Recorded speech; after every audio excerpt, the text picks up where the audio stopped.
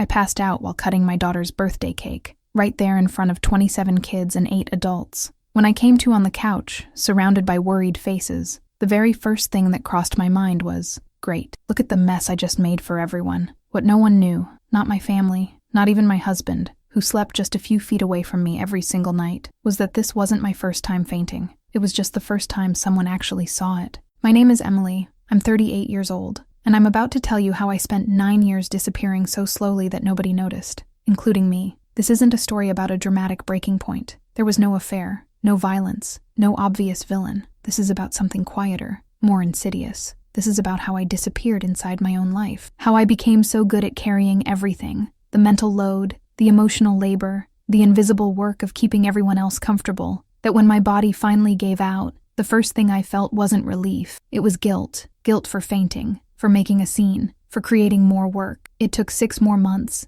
2 more collapses nobody saw, and 1 brutally honest therapist for me to finally understand what my body had been trying to tell me. I wasn't tired. I was erased. And the worst part? I'd done it to myself. 1 small accommodation at a time. 1 yes when I meant no. 1 boundary quietly disappearing. 1 canceled plan. 1 silenced need. Until there was nothing left of me except what I could do. Wife, mother, employee, household manager, emotional buffer. But Emily, the actual person, she'd been gone for years. This is the story of how I found her again. And if you're listening to this and feeling that familiar tightness in your chest, that quiet recognition, that whisper of wait, is this my life too? Stay with me, because what I'm about to tell you might save you years of disappearing. Let's start at the beginning. Actually, no. Let's start at 5:47 a.m. on a random Tuesday, because that's when I first realized something was very, very wrong. The invisible weight. I don't know when I stopped sleeping through the night. When I try to remember, it's like trying to pinpoint exactly when a bruise formed. You know it happened,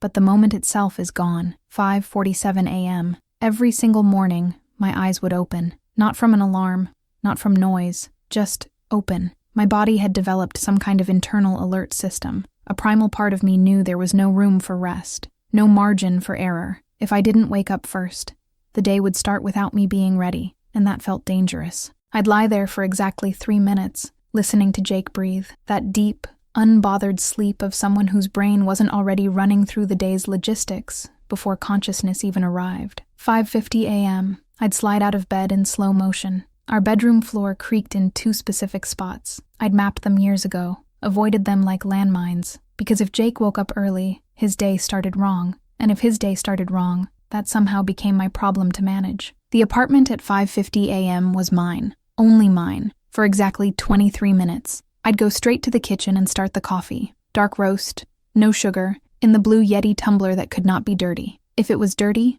I'd wash it by hand right there, using cold water so the pipes wouldn't wake anyone. While it brewed, I'd prep his lunch. Turkey sandwich, no mayo. He hated mayo but never told me. I learned from watching his face the one time I'd put it on. Apple slices. Those specific kettle chips from Whole Foods. Protein bar. Then I'd lay out his work clothes, check that his phone was charged, make sure his laptop was by the door, mental checklist already running, parent-teacher conference at 4, Mia has soccer at 5:30, Aiden needs poster board for his project. Did I get that yesterday? No. Add to list. Target after work. Jake's mom's birthday is next week. Gift ordered. Needs wrapping. Add to list. My brain had become a project management system for everyone's life except my own. 6:20 a.m. Wake Aiden, 7 years old, heavy sleeper like his dad. 6:35 a.m. Wake Mia, 4 years old, light sleeper, already crying before I even touched her. Because mornings are hard and she doesn't have the words for why yet. I do though. Mornings are hard when you wake up already exhausted. 6:55 a.m.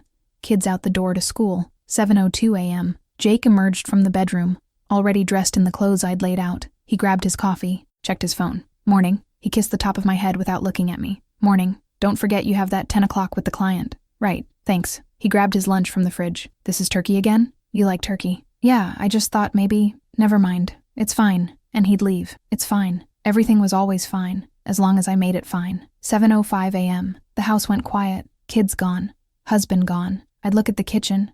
Crumbs on the counter. Mia's lunchbox sitting there. She'd forgotten it. Again. Meaning I'd have to drive it to school. Again. A coffee ring on the table. Aiden's backpack open. Everything spilled out. And something heavy would rise in my chest. Not anger. I knew anger. This was worse. Exhaustion so deep it felt physical. Like my bones were made of lead. but I'd clean it anyway, because if I didn't, it would still be there when they got home, and then I'd be cleaning it at 7 p.m. instead of 7 a.m., and then somehow that felt even more depressing. I worked from home 3 days a week, financial analyst for a mid-sized marketing firm. I was good at my job. I used to love it. Lately, I'd stare at spreadsheets and my brain would just buffer like a frozen computer screen, cursor blinking, nothing loading. My boss, Jennifer, mentioned it last week during our one-on-one. "Emily, you seem distracted. Is everything okay?" "Yes, just busy season. Kids, life." She nodded, but her eyes lingered. That look that says, "I'm worried about you, but I don't know how to say it without making this awkward." I worked through lunch, not because I had too much work, but because working filled the time. And empty time meant sitting with thoughts I didn't want to have. Like, when was the last time I did something just because I wanted to? Like, why does everyone else in this house get to rest and I don't? Like, am I the only one who remembers anything in this family? 2:47 p.m. My sister called. I almost didn't answer. "Hey, just checking in. How are you?" "Good. Busy, but good." "How are the kids?" "Great. Mia's loving pre-K. Aiden's doing well in 2nd grade. And Jake? He's good. Work's busy, but good. And you?" Pause. Too long. "Also good." Why couldn't I say anything else? Why did good come out automatically, like a reflex? When's the last time we actually hung out?" "Just us?" I mentally scrolled. "Thanksgiving? No, that was 8 months ago. My birthday? She'd come over, but Jake was there. Alone time? I don't know. It's been a while. We should do something. Dinner? A girls' night? Yeah, let me check my calendar and get back to you." We both knew I wouldn't. After we hung up, I stared at my Google Calendar. Friday at 6 p.m. Empty. Saturday morning. Empty. Sunday afternoon. Empty. There was nothing there. No plans. No conflicts. Just the automatic "let me check" response. The thing I said to buy time while I figured out how to say no without actually saying no. Because if I made plans, Jake would notice. Not in an aggressive way. He was never aggressive. Just, "You're going out Friday? I thought we could watch that show." And somehow, his preference would outweigh mine. His disappointment would loom larger than my desire. And I'd cancel. Not because he asked me to, but because his comfort had quietly become more important than my existence. The fainting at Mia's birthday party wasn't the first time, but let me tell you about that day first. Mia's 5th birthday, because that was the moment my body stopped asking permission and just gave out. She'd wanted a Frozen party. Of course she did. Every 4-year-old girl in 2024 wanted Frozen. I spent 3 weeks planning. Jake helped by ordering the cake from Harris Teeter. That was it. Everything else, decorations, goodie bags, games, coordinating with parents, setting up, cleaning the house, making sure we had enough seating, all me. The night before, I stayed up until 4 a.m. making those Pinterest-perfect cake pops. You know the ones, shaped like Olaf, with the little candy noses and twig arms made from pretzel sticks. My hands were shaking by 3 a.m., not from caffeine, from exhaustion so deep it felt like my bones were vibrating. Jake walked through the kitchen around 11 p.m., saw me piping white chocolate, and said, "Babe, you didn't have to do all this. The kids won't even notice." I looked at him, standing there in his pajamas, about to go to bed, while I had 17 more cake pops to finish, plus the living room to decorate before people arrived at noon tomorrow. "Someone has to do it," I said. "I'm just saying, you stress yourself out over stuff that doesn't matter." He went to bed. I finished the cake pops. At 4:17 a.m., I looked at them lined up on the counter, perfect, Pinterest-worthy, hours of my life I'd never get back, and felt absolutely nothing. Morning of the party, I was running on 2 hours of sleep and pure adrenaline. 6:30 a.m., started setting up, hung the Frozen banner, arranged the snowflake decorations, set up the craft station where kids could decorate their own Olaf. Jake woke up at 9:30. "Wow, looks great. You've been busy." Yeah, I'd been busy, while he slept. Noon, first guests arrived. I put on my smile. My perfect mom hosting a perfect party face. By 12:47 p.m., there were 27 kids running around our house screaming, 8 adults making small talk, Jake in the corner on his phone. I was everywhere, refilling juice boxes, stopping a kid from drawing on the wall with markers, moderating the freeze dance competition, taking photos for parents who asked, cleaning up spilled goldfish crackers. One of the moms, Jessica, I think, said, "You're amazing. I don't know how you do it all." I smiled. "Oh, you know, lots of coffee." She laughed. If only she knew I hadn't eaten anything except 3 of Aiden's leftover chicken nuggets at 7 a.m. 1:30 p.m. Cake time. I gathered everyone. Jake finally put his phone down to help corral kids. They sang "Happy Birthday." Mia's face was pure joy. That face made every sleepless hour worth it. That's what I told myself anyway. I picked up the knife to cut the first slice, And that's when I felt it, that tunnel vision. The same thing that happened at Target, but faster, more aggressive. The edges of my vision went fuzzy. The room started tilting. I remember thinking, not now, please not now, not in front of everyone. I tried to steady myself on the table. Someone, Jessica maybe, said, "Emily, you okay?" I opened my mouth to say, "I'm fine," but nothing came out. The knife fell. I heard it clatter on the plate. And then I was falling too. I don't remember hitting the floor. I just remember voices, loud, panicked, someone screaming, "Call 911." Then nothing. When I came to, I was on the couch, surrounded by faces. Jessica, another mom whose name I couldn't remember. Jake, looking scared and annoyed at the same time. Mia was crying. Aiden looked terrified. The first coherent thought I had wasn't, "Am I okay?" or "What happened?" It was, "I ruined Mia's party. I ruined everything. Now everyone has to deal with this. This is so much work for everyone." Even in that moment, having literally collapsed from exhaustion, my first instinct was guilt for inconveniencing people. "Jessica, do you want us to call an ambulance?" No, I'm fine. I didn't eat breakfast. Low blood sugar. I'm fine." I wasn't fine, but saying I wasn't fine meant admitting something was deeply wrong, meant stopping, meant people asking questions I didn't have answers to. Jake helped me sit up. "Babe, you scared everyone. Not, are you okay? Not, what do you need? Just, you scared everyone. Like I'd done something wrong. I'm sorry," I said. To the room, to the parents, to the kids. "I'm so sorry." One of the dads, Mike, I think, said, "Don't apologize. Are you sure you don't need medical attention?" "I'm sure. Really. Let's get back to the party. Mia's waiting for her cake." And we did. Jake cut the cake while I sat on the couch, pretending to be fine. Parents kept glancing at me with worried looks. The party ended around 3. People left quickly. Awkward goodbyes. "Feel better," and "Take care of yourself," said in voices that clearly thought I wouldn't. By 3:30, the house was empty except for us. Jake took the kids to his mom's. "So you can rest." But he said it like I'd ruined his day, like my collapsing had been an inconvenience to him. I was alone, surrounded by frozen decorations and half-eaten cake and goodie bags that never got handed out. I sat on that couch, the same couch I'd woken up on after fainting, and I didn't cry. I just sat there, in the silence, in the mess, and I thought, that wasn't normal. Bodies don't just give out like that. Not at 34 years old. Not from cutting a cake. But the thought that came right after was worse. What if this happens again? What if next time I'm alone with the kids? What if next time I'm driving?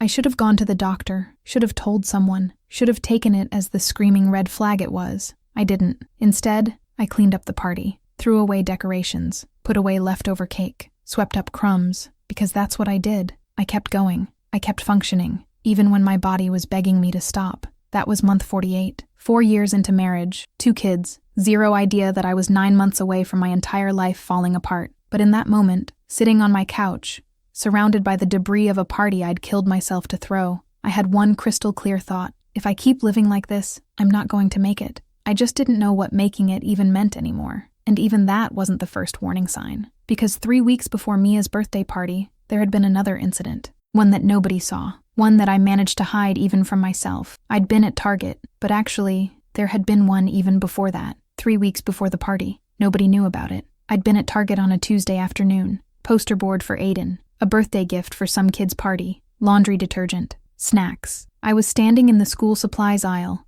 holding a pack of markers, when my vision started to narrow, like I was looking through a tunnel that was slowly closing in. I remember thinking, not here. Please not here. I put the markers down and walked, more like stumbled, to my car, sat in the driver's seat, key in the ignition, and that's where my memory cuts out. The next thing I knew, I was waking up with my head against the steering wheel. 47 minutes had passed. 47 minutes. Gone. My hands were shaking. My heart was racing. I felt nauseous. But more than anything, I felt afraid. Not afraid of what had happened. Afraid of what it meant. Because if I acknowledged it, I'd have to do something about it. Tell someone. See a doctor. Admit that something was wrong. And admitting something was wrong meant, what? Stopping? Resting? Letting people down? So I didn't tell anyone. Not Jake. Not my sister. Not even my doctor at my annual physical 2 weeks later, when she asked, "How are you feeling overall?" "Good. Tired, but that's normal with 2 kids, right?" She smiled. Totally normal. Except it wasn't.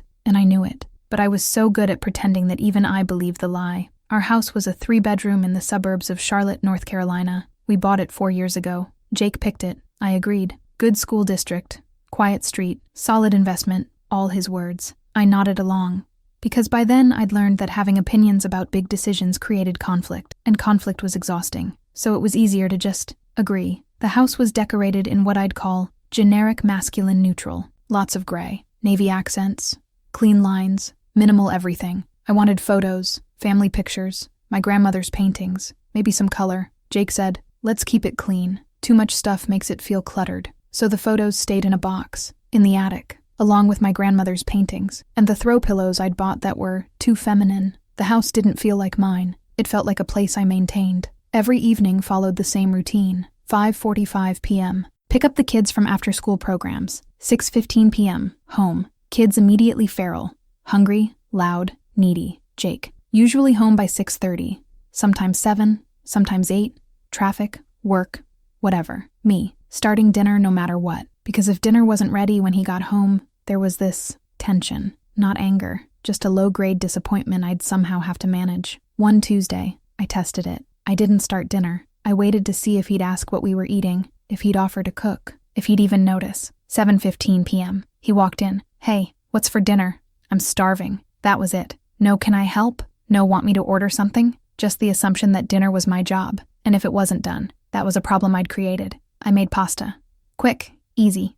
Nobody's favorite, but everyone would eat it. "Sorry, I got behind today." "No worries." He kissed my head, sat on the couch, opened his laptop while I cooked, served, cleaned up, got the kids bathed and into bed. Around 8:45, he wandered in. "Kids down?" "Yep, you're the best." I didn't feel like the best. I felt like an unpaid household manager who'd somehow agreed to be on call 24/7 with no vacation days. My mom called on a Thursday. I was folding laundry, Jake's work shirts, the kids' school clothes, everyone's socks. "Honey, Thanksgiving planning. You guys are coming, right?" Thanksgiving was 7 weeks away. I need to check with Jake." "Check with him?" "Sweetheart, it's Thanksgiving." "I know. He might have plans with his family, or work stuff." Silence, the kind that's louder than words. "Emily, you missed Easter, and the 4th of July, and your cousin Sarah's wedding." "I know, Mom. We've just been really busy." "Busy? Or something else?" My throat tightened. What's that supposed to mean? Nothing. We miss you. It feels like we never see you anymore. Like you've just disappeared. Disappeared. The word hit like a slap. "I'm right here, Mom." "Are you though?" We ended the call shortly after. Polite. Surface level. But her question sat in my chest like a stone. "Are you though?" Because the truth was, I didn't know. I existed. I functioned. I showed up for everyone who needed me. But was I actually there? Present? Alive in my own life? Or had I become a series of tasks wearing a human costume? That night, lying in bed with Jake already asleep, I pulled out my phone and opened my photos. I scrolled back. 1 year, 2 years, 3. And I saw it. The progression I'd been too close to notice. Year 1, photos of me laughing. With friends, at dinners, concerts, hiking. Fully visible. Year 2, fewer photos. Mostly family shots. Still smiling, but different, tighter. Year 3, almost no photos of just me. Only group shots where I'm half visible. Or photos I took of everyone else. Year 4 to now. I'm not in pictures anymore. I'm behind the camera. The one documenting everything. The ghost. When did that happen? When did I go from being the main character in my own life to just watching it happen? I wanted to wake Jake up, shake him, show him the photos, say, "Look, do you see this? Do you see me disappearing?" But I didn't, because I already knew what he'd say. "You're being dramatic. You're right here." And he'd be right. Technically. My body was here. But the rest of me? I couldn't remember where I'd left her. 3:14 a.m. on a random Wednesday in September. I was awake. Again. Lying in bed. Running tomorrow's logistics. Aiden has a dentist appointment at 3. Need to leave work by 2:30. Mia needs a snack for school. It's my week. Do we have crackers? Check pantry. Jake's dry cleaning. Did I pick that up? Shit, I didn't. He has that presentation on Friday. Add to list. Dry cleaning Thursday morning. My brain wouldn't stop. It never did. I got out of bed, went to the kitchen, stood there in the dark, and then I did something I still can't fully explain. I opened the Tupperware cabinet, and I started organizing it. Not because it needed to be organized, but because it was the only thing I could control. I pulled everything out, sorted by size, by shape, by how often we used it, matched lids to containers, threw away the orphaned pieces. My hands were shaking, my chest felt tight, and I couldn't stop. Because if I stopped organizing plastic containers at 3 in the morning, I'd have to feel, and feeling felt dangerous. 4:17 a.m. I was done. The cabinet was perfect. Container store catalog perfect. I stood there staring at it and thought, this is insane. This is not normal behavior. Then another thought, quieter. At least I can control this. I went back to bed. Jake didn't stir. Didn't ask where I'd been. Nobody knew I'd spent an hour reorganizing Tupperware in the middle of the night because my life felt so out of control that plastic food storage had become an emergency. The next morning, Jake opened the cabinet. "Oh, you organized this. Yeah, looks good." And that was it. No why, no, "Are you okay?" No recognition that maybe, possibly, your wife reorganizing kitchen storage at 3 a.m. was a red flag. Just,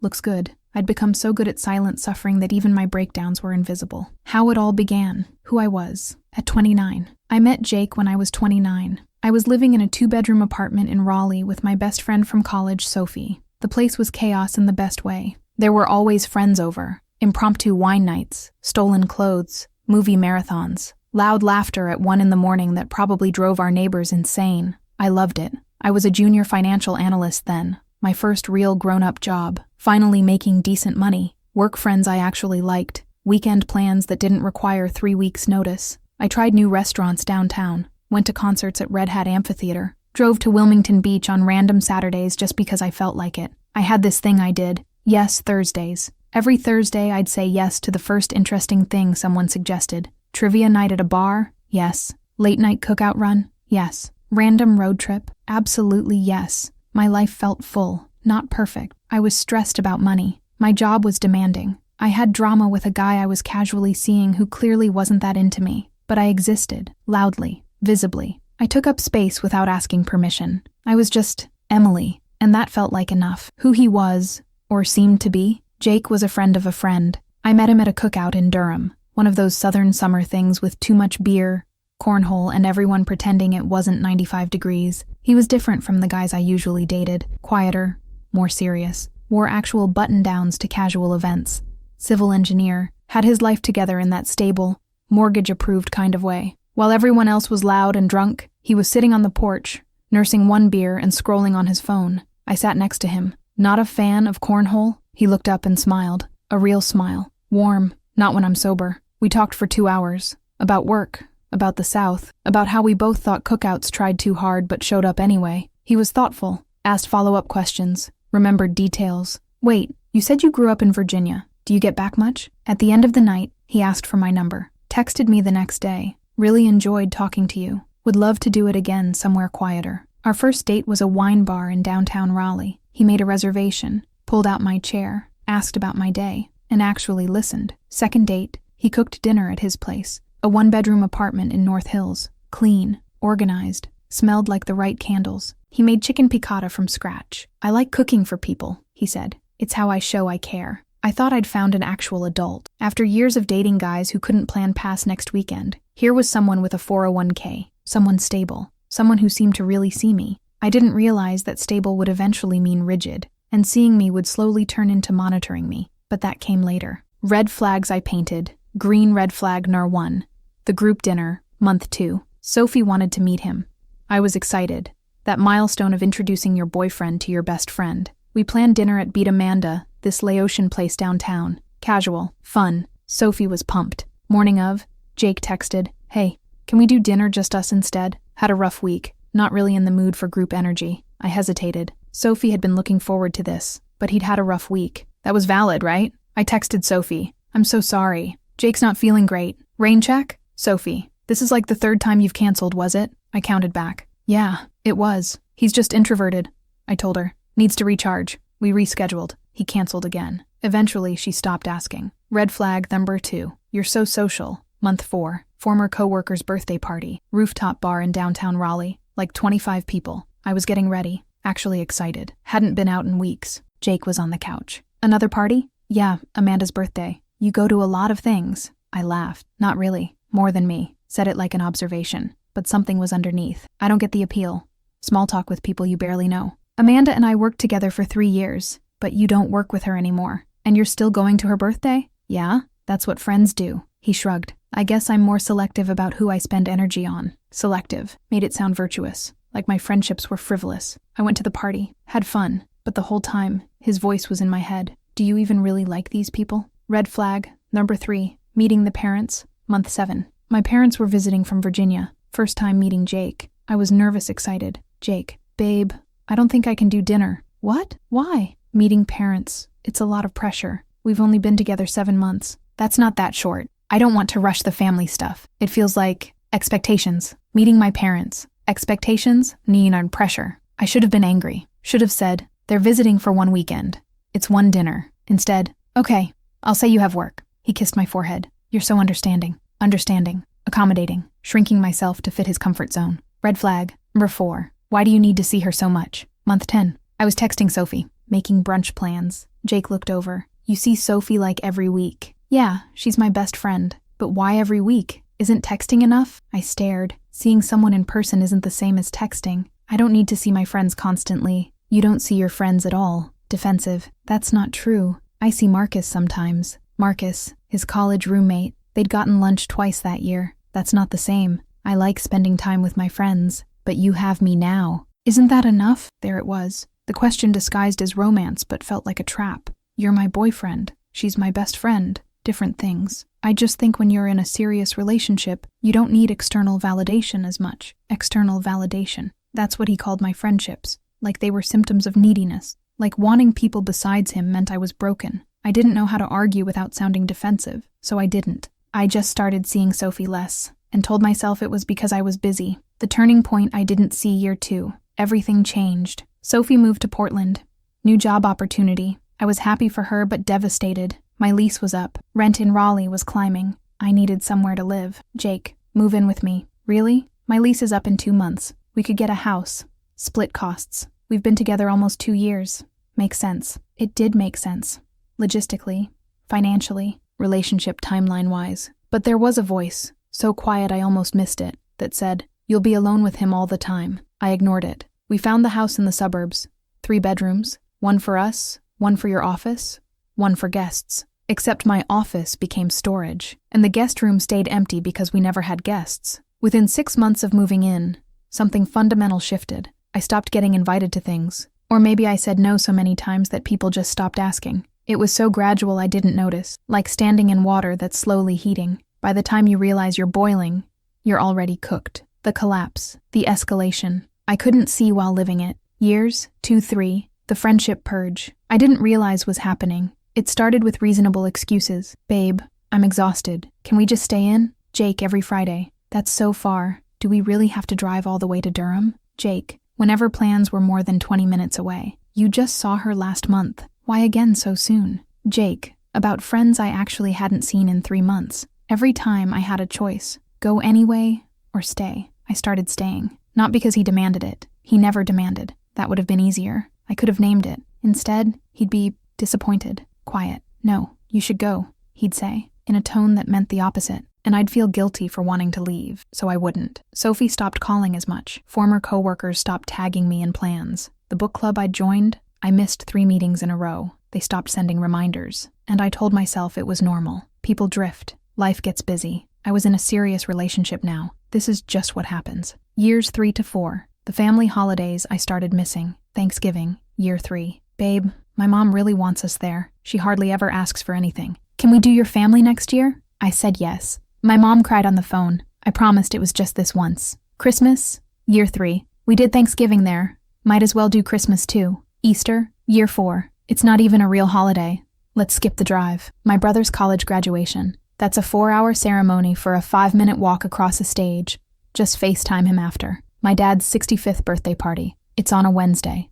You'd have to take off work. Every time I had reasons that sounded logical, but the pattern was unmistakable. I hadn't seen my family in person in 14 months. My mom stopped calling every week, not out of anger, out of learned helplessness. She'd learned that inviting me meant hearing I can't, and that hurt more than silence. The isolation disguised as us time. Year 4, when we became me alone waiting. Our life became this. Wake up. He goes to work. I work from home. Alone. In silence. Noon. Think about texting someone to grab lunch. Don't.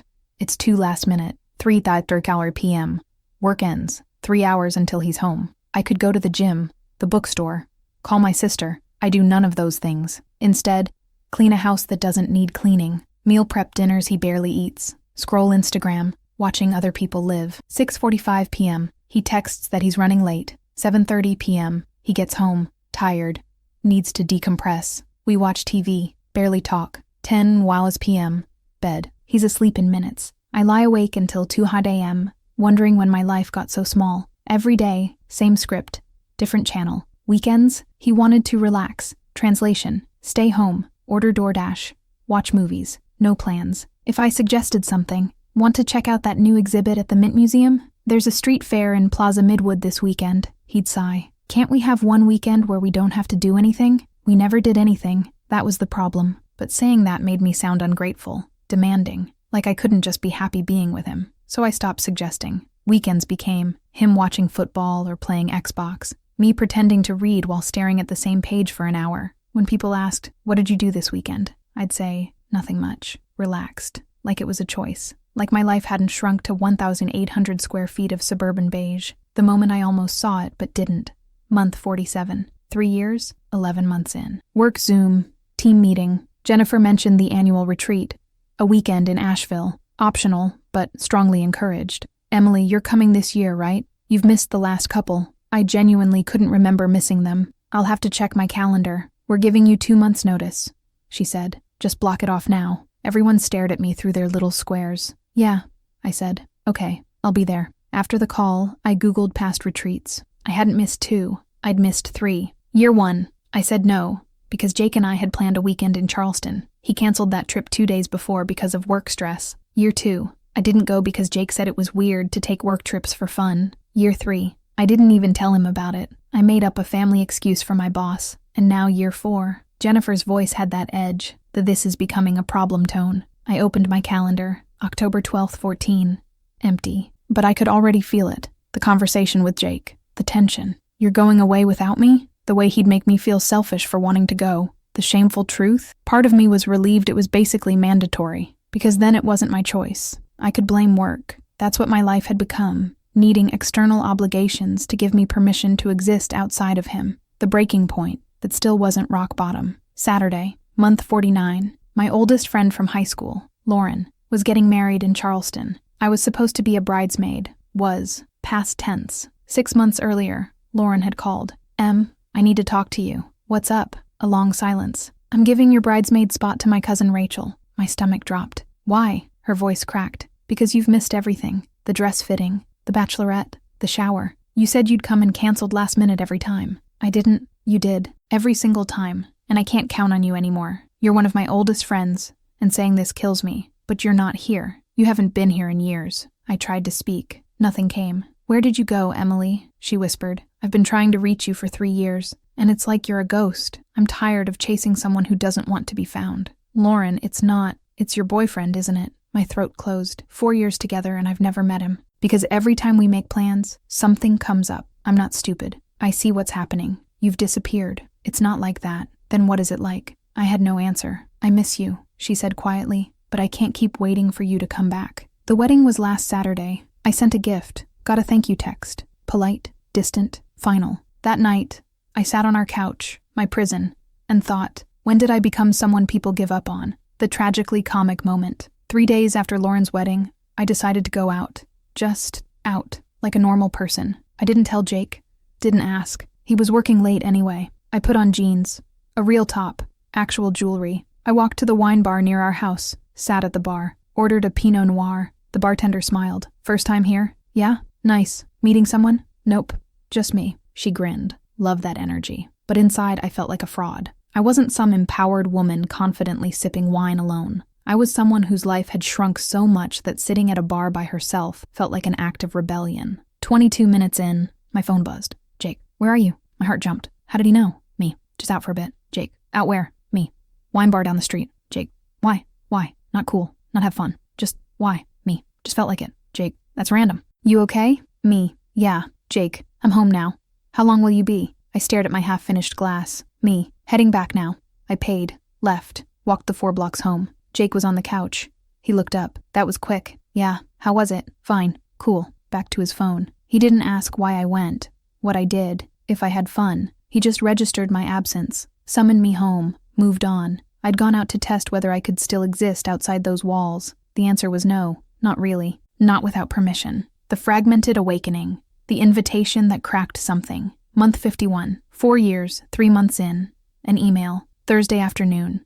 Subject line, "You're invited." Baby shower for Sarah Mitchell Sarah, a woman from work. We were friendly, grabbed coffee sometimes. I didn't know she was pregnant. How did I not know a coworker was pregnant? I opened Instagram, scrolled to her profile, announcement post, 20 weeks ago, 5 months pregnant, and I had no idea. Because I'd stopped checking in, stopped engaging, stopped being present. Comments from other coworkers. So excited, can't wait. People who apparently still talk to each other, just not to me. The RSVP link asked, number of guests, 1 or 2. Should I bring Jake? That's normal, right?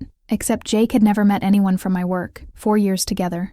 0 work friends. Because every happy hour, every holiday party, every team event, he always had a reason not to go. I clicked. 1. Close the laptop. Something cracked. Not a break, just a hairline fracture. But I felt it. The therapy session I almost canceled 1 week later. I'd started seeing Dr. Chen 3 months earlier, after HR gently suggested counseling for work-life balance. I'd been missing deadlines, zoning out in meetings. Jennifer noticed I was different. I booked therapy, told Jake I was going to the gym on Thursday afternoons. This session, Dr. Chen asked, "What's been on your mind this week?" "A coworker is having a baby shower." "That's nice." "I didn't know she was pregnant for 5 months." "How did that feel?" "Like I'm a bad friend, a bad coworker." "Or, what?" "You said like I'm a bad friend, but I'm hearing something else. Like maybe you haven't had the bandwidth to be present for anyone, including yourself." The room felt smaller. "Emily," she continued, "we've been meeting for 3 months. We've talked about work stress, your marriage, your family, but we haven't really talked about you, what you want, what you enjoy, who you spend time with besides Jake. I have friends. When's the last time you saw them?" I thought, really thought. "Sophie, last summer. That's over a year ago." "Yeah, and before that?" I couldn't remember. "Emily, I want you to try something. Close your eyes." I did. "Think about your typical week, Monday through Sunday. How many hours do you spend interacting with people who aren't Jake or your kids?" I counted. Work Zooms. Maybe 6 hours. Small talk at Target, 15 minutes. That was it. 6 hours. All transactional. Open your eyes. They were wet. "What came up?" she asked. My voice broke. "I don't see anyone. I don't do anything. My whole life is work. And waiting for Jake to come home. How does that feel?" "Like I'm disappearing." There it was. The truth I'd been swallowing for years. "Emily," she said gently, "isolation is rarely intentional. It happens gradually, often because someone else's needs become more important than your own. So I want to ask you something." She paused. "Are you choosing this life, or have you been accommodating Jake's preferences until your entire life has been shaped around his comfort?" I couldn't answer, because the answer was too big, too terrifying. The comparison. She couldn't unsee. That weekend, I went to Sarah's baby shower, alone. I walked in, and immediately wanted to turn around and leave. Everyone already knew each other, hugging, laughing, catching up, inside jokes flying across the room. I was the ghost. Sarah spotted me and her face lit up. "Emily, you came," she sounded surprised, like I'd become the kind of person you invite but don't actually expect to show up. I met her mom friends, her college roommate, her sister. I sat at a table with 2 other coworkers, Michelle and Jen.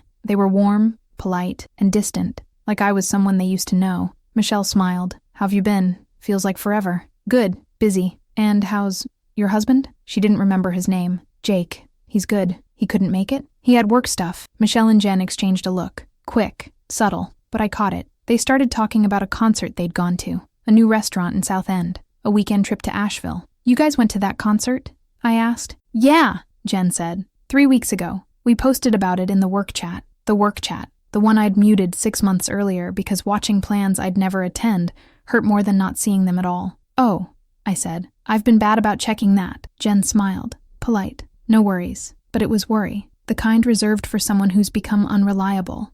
A flake. A question mark. I stayed an hour. Left during the games. I sat in my car outside our house for 20 minutes. Because going inside meant facing Jake. Pretending everything was fine. Swallowing the realization screaming in my chest. While I'd been making myself smaller, everyone else had kept living, and they'd learned how to live without me. The question she finally asked that night. Jake was on the couch watching a documentary. "How was the shower?" "Good, good." Eyes still on the screen. "Jake, why didn't you come today?" "I told you, I had work." "It was Saturday. You didn't have work." He shifted, uncomfortable. "Fine, I didn't want to go.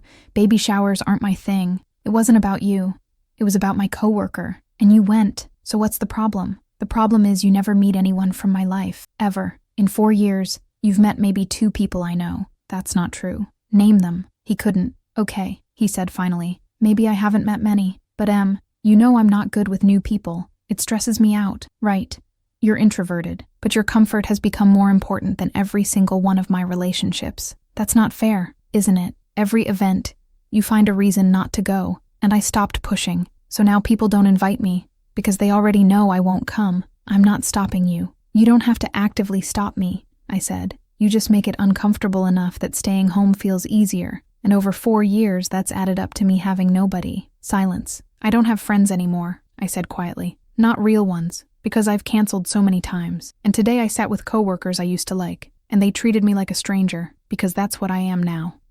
If you want to see people more, just go. But I can't, I said. Every time I make plans, you sigh. You ask how long I'll be. You're not in the mood. I've absorbed all of that. I've shrunk my entire life to fit yours. I never asked you to do that. You didn't have to ask. You just had to be disappointed enough that I stopped trying. We stared at each other. I don't know what you want from me, he said. And that was the thing. He genuinely didn't know. Because to him, this was normal. I want you to want to be part of my life, I said. Not just the part that happens in this house. My friends, my family, my world. I am part of your life. No, Jake, I'm part of yours. And I've disappeared into it. The imperfect reconstruction. The conversation that changed everything and nothing. 3 days later, we had the talk. The real one. I told him everything. The isolation, the loneliness, the disappearing. He listened, really listened. Then he said, I'll change. I'll try harder. I don't want you to feel like this. I wanted so badly to believe him. What does trying harder look like? I asked. I'll go to things, meet your friends, make more effort. We made a plan. Dinner with Sophie when she visited from Portland. Hosting a game night. The company holiday party. He did none of it. Dinner with Sophie. I'm not feeling great. You should still go. I didn't. Going alone after promising he'd be there felt worse. Game night. Planned it. Invited people. 4 days before, Jake said, Is our house even big enough for this? Canceled. Holiday party. Office parties are so awkward. Do I really have to go? He said it like a kid avoiding vegetables. I went alone. Spent the night explaining why my husband wasn't there. Again, the realization. She couldn't unknow month 54 Dr. Chen's office. I was crying. He said he'd change. Has he? She asked. No, but he says he's trying. Emily, she said gently, do you think he wants to change? Or does he want you to stop asking him to? The question sat between us like a grenade. Because the answer was obvious. He didn't want to change. He wanted me to accept him as is, which meant accepting a life of isolation. What if I wasted 4 years? I whispered. What if you have 50 more ahead of you? She asked. Does that change the math? It did. It really fucking did. The small choices that built a new self. I didn't leave that day, or that week, or that month. Leaving felt impossible. We shared everything. A life, a house, history. But I started making tiny choices. Choice number 1. I went without asking. Sarah invited me to lunch with work friends. Jake was home watching TV. I'm meeting Sarah, I said. Now? I thought we were hanging out. Old me would have canceled. New me said, we've been together all morning.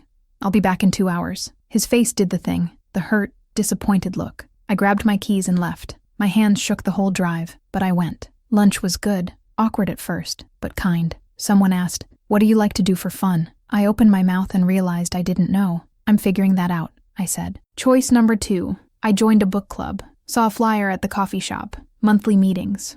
I signed up, told Jake afterward. A book club? When? First Tuesday of the month, 7 to 9. But that's when we watch Succession. You can watch without me. He looked confused, like I'd switched languages. The language was, I'm allowed to want things. Choice number 3. I started running nothing profound. I just needed to move. Joined a beginner running group. Tuesday and Thursday mornings. You're going out again? Jake asked. It's exercise. Can't you exercise at home? I like running with people. The first run was awful. I couldn't breathe. My legs burned.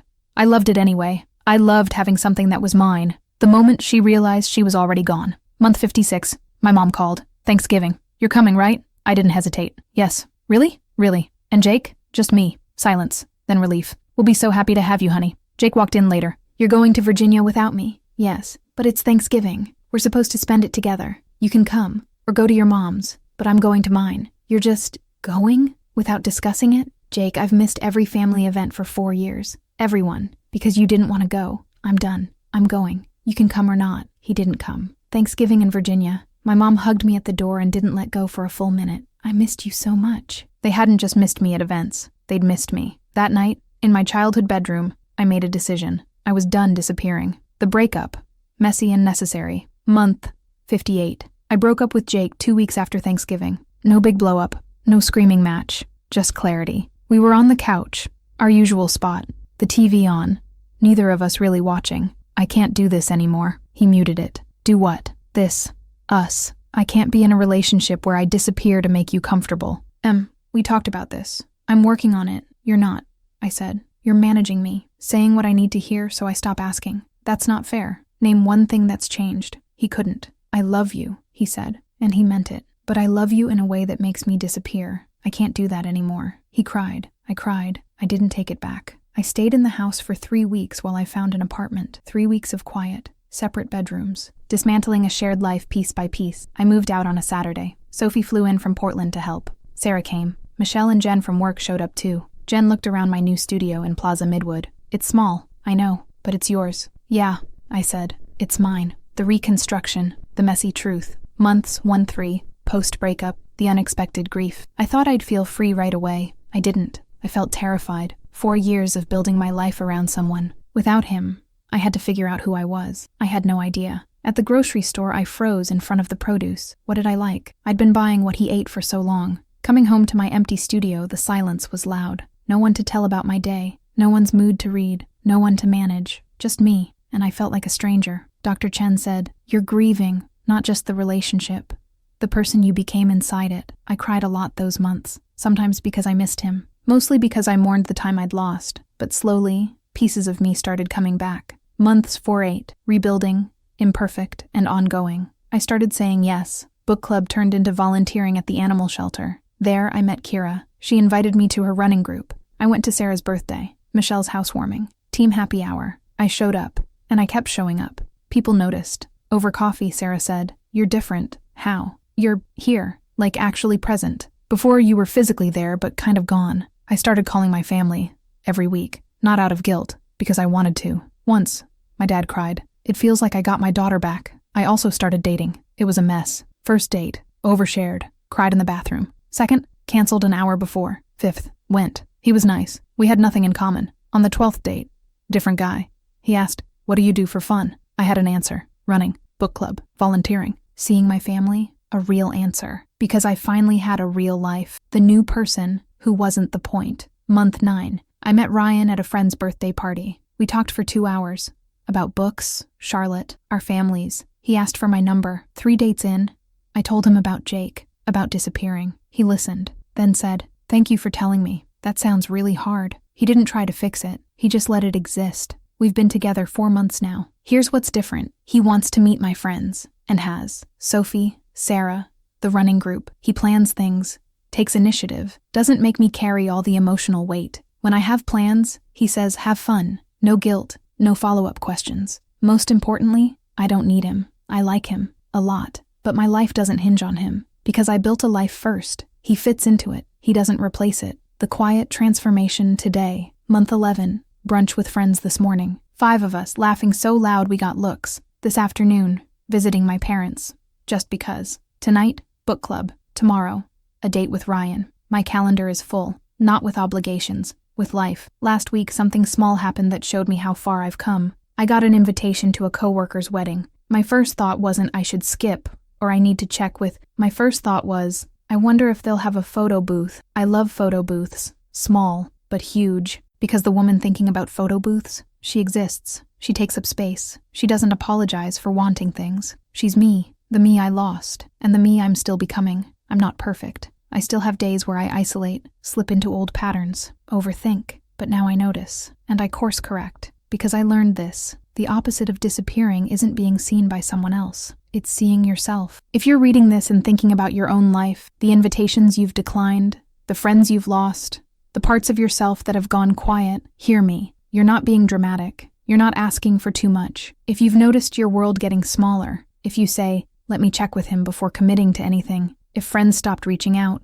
if family learned not to expect you, that's not love. That's erasure. I know what you're thinking. I thought it too. But he's not abusive. He doesn't yell. He doesn't control me. He's just introverted. He just prefers staying in. Maybe all of that is true. But comfortable for who? If you disappeared to make him comfortable, his comfort cost you your existence. That's not partnership. That's you paying rent on your own life with pieces of yourself. I'm not telling you to leave. Only you know your story. I'm just asking you to notice. Notice how often you change plans for his mood. Notice how long it's been since you saw friends. Notice how small your world has become. Then ask yourself, is this the life I want, or the life I accepted because wanting more felt selfish? You're allowed to want more. You're allowed to have friends. You're allowed to exist loudly, visibly, unapologetically. If someone loves you, they'll want that for you too. I disappeared for 4 years, missed birthdays, declined invitations, canceled plans, quietly erased myself. No one forced me. He never said, "You can't." He just made it uncomfortable enough that I stopped trying. But here's what I learned. You can come back. It won't be easy. People may hesitate. You'll have to show up consistently, rebuild trust, but you can come back. That woman you used to be, the one who laughed loud, said yes to adventures, had opinions and preferences, she's not gone. She's just been quiet, waiting for permission to exist. You don't need a perfect plan. You don't need to leave tomorrow. Just start small. Say yes to one invitation. Make plans without asking permission. Take that class. Call that friend. Choose yourself once, then again. Because every time you choose yourself, you're saying, I matter, and you do. Even if no one's invited you in months, even if you've become the flake, even if you've lost touch with everyone, you still matter. You deserve a life bigger than someone else's comfort zone. You're allowed to take up space. You're allowed to be loud. You're allowed to be inconvenient. You're allowed to exist outside of him. And if he can't handle that, he's not your person. Your person will want you to have friends, will push you toward them, will be part of your world, not the wall around it. I thought I was lucky to have someone who wanted me all to himself. Turns out I was just lonely. I'm not anymore. And you don't have to be either. Welcome back to the world. We've been waiting for you. We missed you. And we're so glad you're finally ready to be seen again.